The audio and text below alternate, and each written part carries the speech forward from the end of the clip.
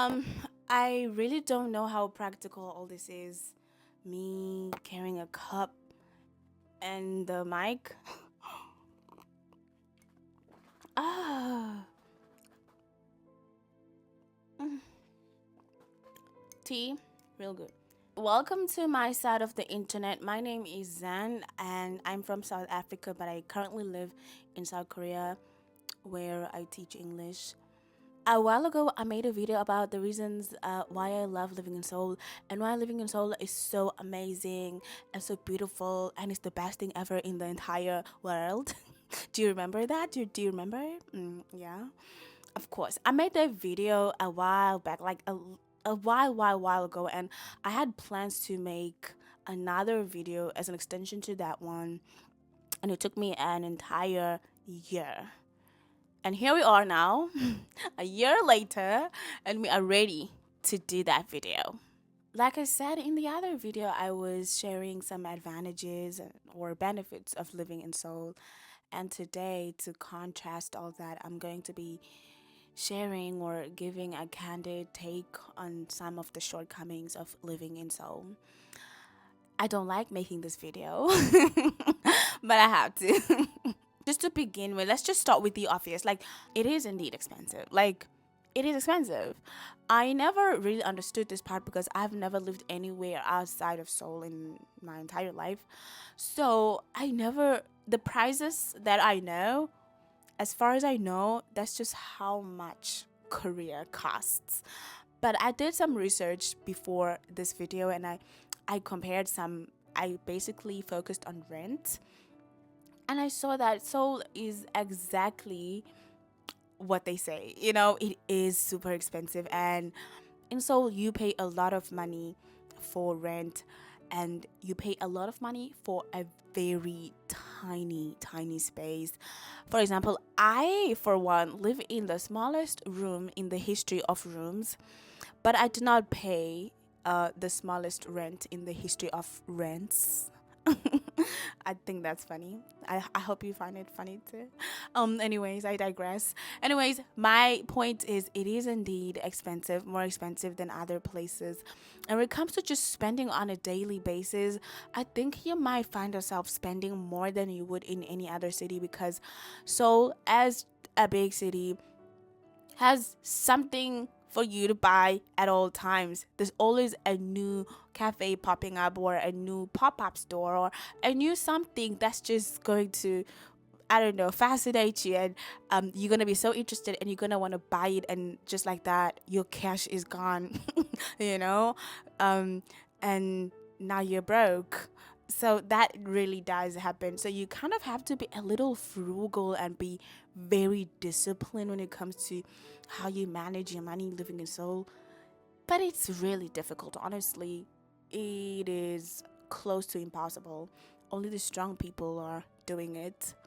And I'm not one of the strong people. Yeah. Next on the list is the work culture. This is true for all of Korea, but I feel like for Seoul, as the capital city, this is where I imagine the headquarters of most companies could be. Please note, I said I imagine. So don't ever quote me on that or anything ever in your life. Thanks.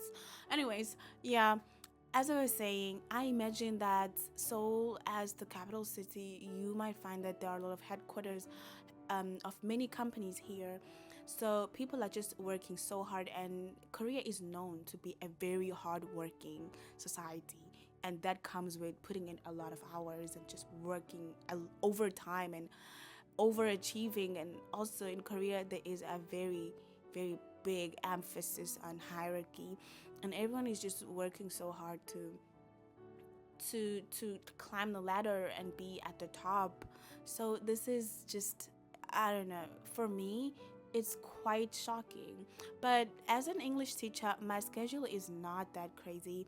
Yes, workload can be weird, but schedule isn't. So I love that.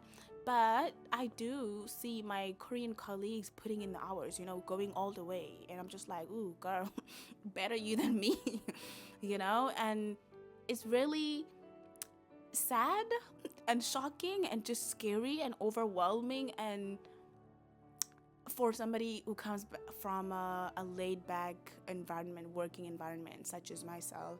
But to them, it honestly feels like it's just their way of doing things. It's almost as though they have never known anything else. So I want to feel sorry for them, but also I think they would hate being idle, you know?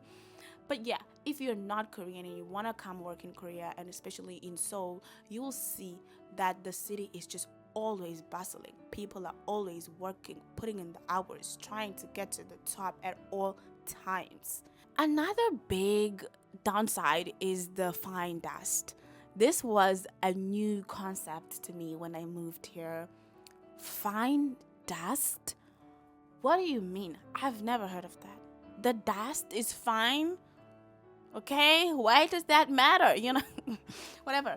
But in Korea, fine dust is a major issue, especially in the spring and the winter months. It's not uncommon to see people putting on their masks, every day, because the air quality is bad. And also, it's not uncommon to have an air quality app where on your phone where you check how the air is for the day. Is it okay for you to go without protection, aka mask? Or should you wear your mask for the day? You want to be safe. I can't really share much about the dangers of the fine dust, but what I know is the dust is so fine that they call it fine. Yeah, of course. It's small. It can go into your lungs and hurt you or something like that. So, I don't want to learn through the hard way. So I wear my mask when it's those days when the air quality is poor. So I hate that. Like, the city is beautiful, but sometimes you have to like wear a mask because the city is also dangerous to your health. I don't like that part. That part is, I guess, a universal drawback. I think everybody in the world can agree that this is like a negative thing. The fine dust can hurt us, right? So yeah, that's something to look out for if you're coming to Seoul or you want to live in Seoul or anywhere in Korea. I think fine dust is like a widespread issue in the country. I think. Please take note of my choice of words, and go ask the people who know for real. Yeah. But yeah, I had to share what I know, and I have shared that. Thanks for listening to that. Let's move on. Let's just move on. Next, let's talk about overcrowding and lack of space. Wow.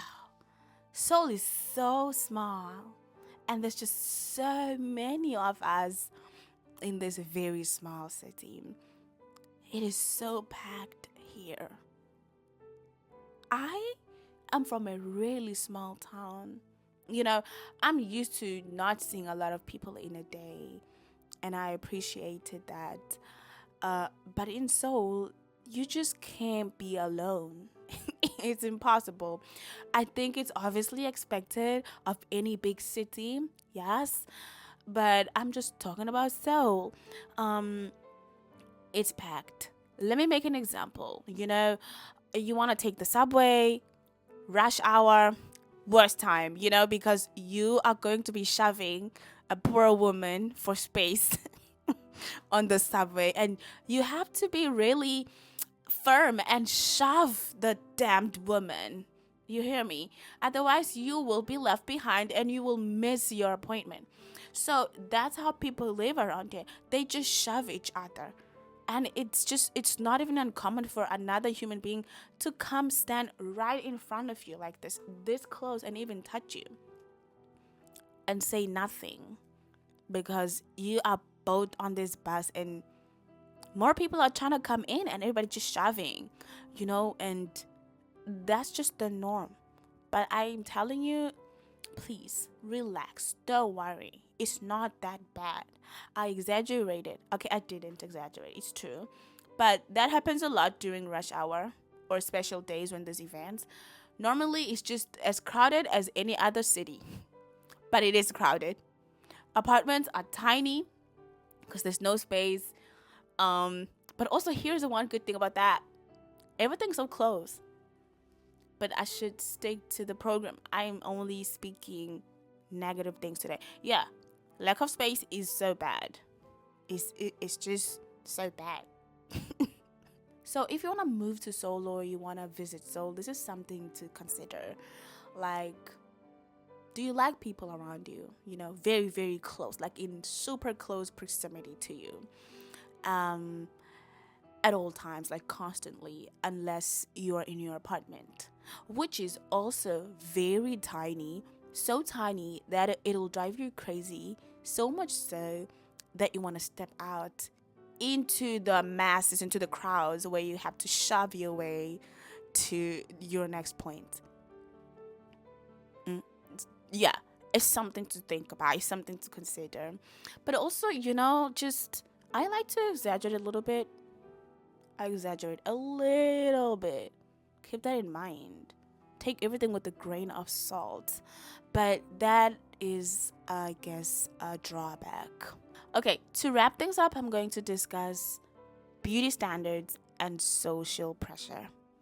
Yeah. Yeah. I know. Ooh. Right? Wow. Yeah. As we might already know, beauty standards in Seoul are intense. There's a big focus on flawless skin, slim figures, and being fashionable at all times. But also, I really want to discuss the social pressure part. Like, it seems in Seoul that people are very obsessed with looking like each other. They put a lot of emphasis on group harmony, that we should just all look alike. I swear to God, if you go around Seoul, people are dressed the same. There's just like different variations of the same outfit, but everyone's style is the same. You might come in here thinking, I have my own personal style. Yes, I do. But if you start shopping around here, your outfits are slightly going to start looking like everybody else's outfit. Depending on how long you stay, you might one day finding yourself fully conforming to the social pressures or the social expectation of what you should look like when you're walking outside as a human being. It could happen. It's happened to me. I no longer own anything of color. I no longer own anything in orange. I have nothing in pink. Oh my goodness.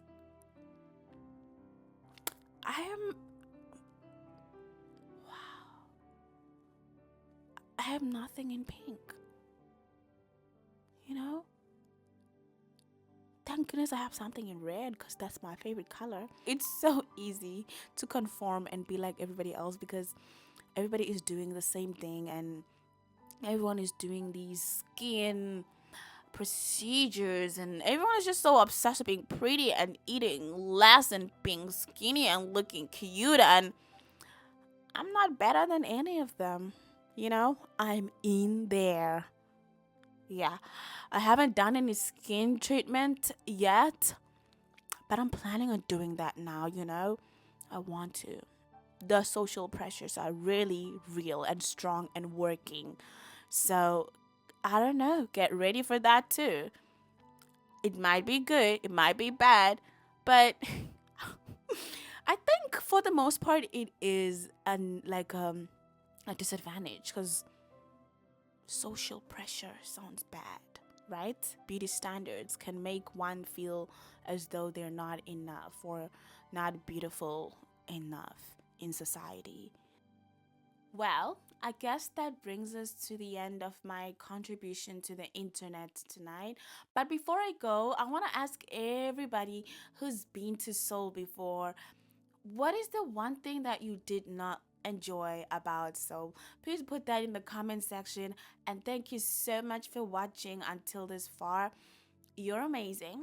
You're a cutie patootie and you deserve a sweet treat.